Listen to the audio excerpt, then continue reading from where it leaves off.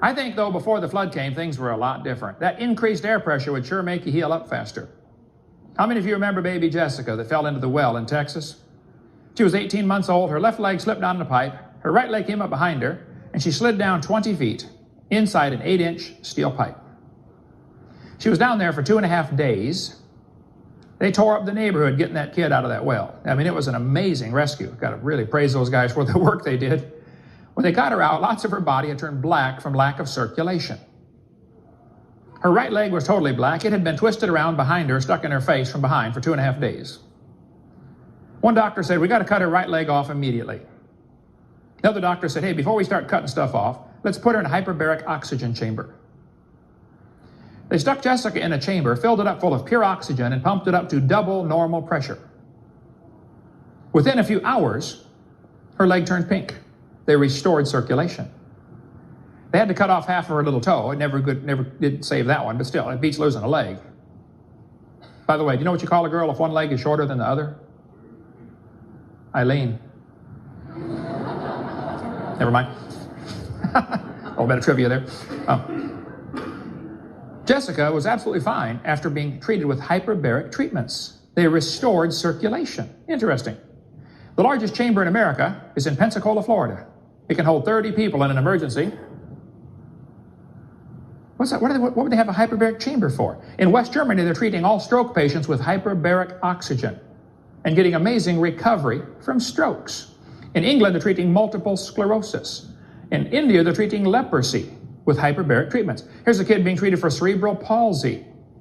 They're finding now if they give people more oxygen during surgery, only half as many get nauseated and only half as many have infections afterwards. This chamber in New York is being used to treat people with neurological disorders like autism with hyperbaric oxygen. They have many one-person chambers in the world today.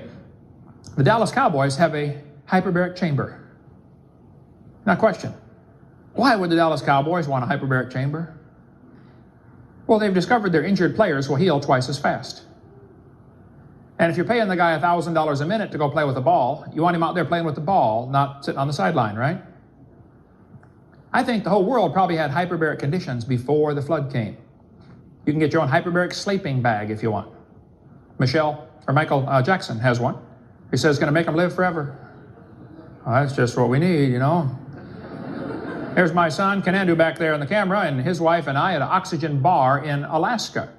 You go in to eat lunch and you pay $5 and you breathe pure oxygen while you're eating. After about 15 minutes of breathing pure oxygen, now it's not under pressure, but still, you're breathing pure oxygen. You walk away saying, wow, let's get back to work. Let's go shop some more, you know, which is probably the hidden agenda. A friend of mine in Oregon has his own hyperbaric chamber. It cost $250,000. He let me go in it for 6 times. They call it a dive. You sit in there, they close the door, and they pressurize it. I got up to triple atmospheric pressure. After about an hour in there, all your plasma is saturated with oxygen. I got out. I felt like running around the world. I couldn't believe it. Felt like I was 19 years old again. Like, man, let's go jog someplace. It's incredible, the energy level. Dr. Kei Mori in Tokyo, Keio University in Tokyo, started raising a tomato plant under pressurized carbon dioxide, so I've heard, and filtered sunlight. He blocked out the UV light.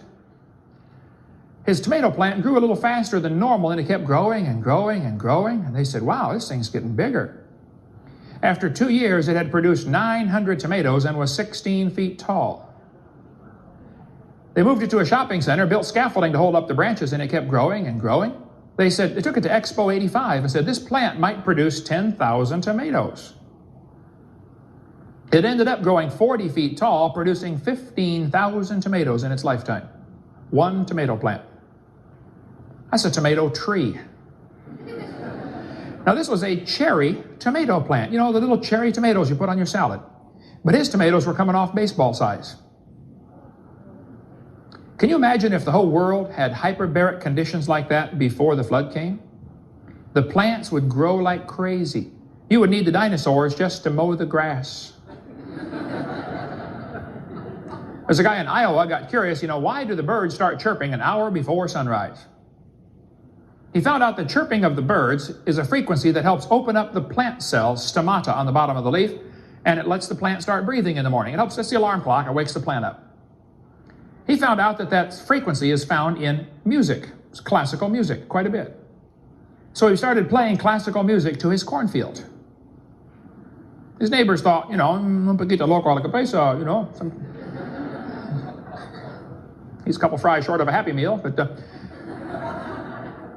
until his corn grew 15 feet tall. And he said, what channel was that you're playing? When he played the music to his squash plants, they produced 5 squash per leaf instead of 1. He played it to his black walnut tree and it grew twice as fast as normal. Called Sonic Bloom. It's a combination of vitamins for the plant and special frequencies to open up the stomata.